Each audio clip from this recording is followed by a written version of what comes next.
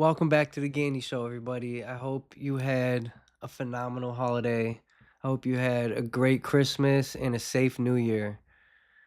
Mine was very relaxing. I've been working 6 days a week for well over 4 months, so the relax was much needed on my behalf. And I'm also just getting over being sick, so please excuse my nasally voice. Bear with me. Today, we're going to talk about something that you hear a lot in recovery, a phrase you're going to hear often, probably no matter where you're at in your journey, but it is called the gift of desperation. It's imperative to your survival. It was the thing that allowed me to be where I'm at today. Let's talk about it. You know, for a long time, I did not see it as a gift at all. My perspective was so perverted. I was desperate for anything but a sober lifestyle. I was desperate to not go through withdrawal. I remember exactly where I was, what I was doing when the gift of desperation was delivered to me. I was in a facility called NeoCap. It's a cognitive based treatment facility. It's a 5.5 month program. I had run out of road at that point. I had exhausted every avenue.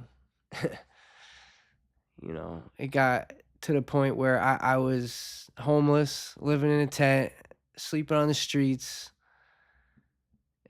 just barely alive. And I had a moment in this treatment facility. I realized that if I did not make a change, I was surely going to perish. My way wasn't working out too good. It wasn't working out too hot for me.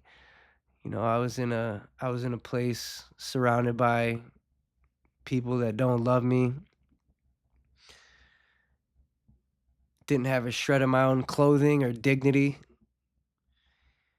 It felt humiliating. It felt like failure, like I had failed in life. Like I said earlier, I felt like I had run out of road. I had nowhere left to go. The truth is that desperation was the only thing that ever cut through my denial, because that's what it was. I was in denial, you know. Um, I wish I could tell you that the moment I arrived at this place, this psychic change I speak of happened, but it definitely wasn't the day I got there. I spent some time in jail, went in front of the judge, and then rode out to this place called NeoCap, and I was just happy that the food was better than it was in jail. Because I had nobody really. I only had one person that put a couple dollars on my books. Um, Bobby, thank you, Bobby. I owe you an apology and a thank you. Thank you for being the only person that came and visited me when I was in jail and put a couple dollars in my books. If you don't got commissary while you're in jail, it's a miserable trip. You're coming off of a terrible lifestyle, the way you were living and beating yourself up, malnourished. I was 129 pounds.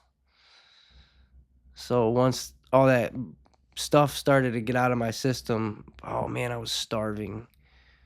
And again, I wish I could say the moment I was arrested or the moment I got to NeoCap, I knew that, this was it for me, but it wasn't. I was still worried about the wrong things. And what ended up happening was, you're in a room with 8 other people, and I'm watching all these people get mail and open up mail from their wives or their girlfriends or their family. And I didn't get one letter in there. Um, I didn't have, my family writing me or my wife or my girlfriend. I was laying in my bed having a sucker attack, and there was this PA in Concord Pines, which was the first place I ever went to treatment, and he would always say every time I'd be whining about something, he'd always say, "Well, did you do the serenity prayer?" Still hear his voice in my head today. And I'm laying there spiraling and I heard that voice. "Well, did you say the serenity prayer?" And I'm like, you know what? What else do I got to lose, right? So I did. I said it. I said the serenity prayer. And I said it again. And I said it again. And I said it until the pit in my chest dissipated. And I thought to myself, man, I can't even believe he was right the whole time. I knew when I got out, I was going to try to find him and just shake his hand and tell him, hey, man, I finally said the serenity prayer and it worked. Wouldn't you know it? But that was the moment for me that I understood that if I didn't make a change, if I didn't figure this out, I was going to perish. I was not going to survive. If I would have gotten out of there and went back to doing what I was doing, I just it's kind of hard to explain, but I knew that I would not live any longer. I wouldn't make it a third time. Here's one thing I could tell you about myself. When I was in active addiction, I was willing to do whatever it took to not feel that sickness. I was willing to do anything to avoid withdrawal. I was willing to do anything to quiet my body, my mind, and my soul for just a couple of hours. Because that's all it is. It stops being fun pretty quick. It's hour by hour. You could say I had discipline then. I had commitment then. I could follow through then. I just wasn't pointed in a direction that could save my life. And it wasn't until I was ready to bring that same level of desperation into my recovery that I ever had a real chance at staying sober. I'm not, not comfort or half measures, but desperation, raw desperation. That was the only thing that was going to save my life. I was willing to do whatever it took to stay sober. The first time around, oh man, my ego and my pride prevented me from making any real progress. It might have looked like on the outside that I made some progress, but I had done no work inside. None. You know, I had not I had not been humbled enough yet by God, by the universe, whatever you want to call it. I had been crushed and crumbled into dust several times, but it wasn't enough for my massive pride. I had to get to the point to where it didn't matter how uncomfortable it was. It didn't matter how inconvenient it was. It didn't matter what I thought I knew. The moment when I stopped negotiating was the turning point. I feel like a lot of people like to focus on their blessings. But if I'm honest, the things that changed me the most were not gentle at all. They were brutal. Pain has a way of teaching us lessons that comfort never could. The wisdom that I carry today did not come from things going right. It came from surviving things that I didn't think I would survive.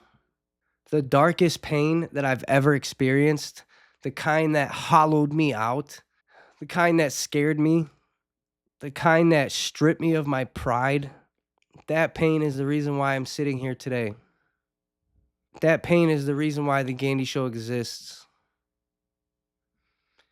That pain is the reason why I have the things that I have today in my life. That pain is the reason why I can get on this camera and I could speak with conviction, because not only do I believe what I'm saying to you guys, I lived it. It's the reason why I get to speak to people who are still hurting. It's the reason why I can look you in your eye and say, I understand what you're going through. There are parts of my past that I would not wish on anyone, but I can say with certainty that none of it was wasted.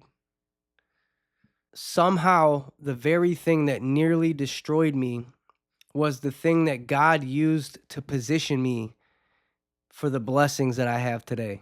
The deepest and darkest pain of my entire life is the reason why I have a purpose. Not because the pain itself was good, but because something good was built through it. I heard something today that I wanted to share with you guys. It is the Lord has done more in you through the garden than he has through the mountaintops. Think about that for a moment. I didn't really understand what it meant at first, but for some reason it stood out to me and I put it in my notes. It fits perfectly with what we're talking about in today's episode. You're wiser because of pain, you are stronger because of the pain that you endured.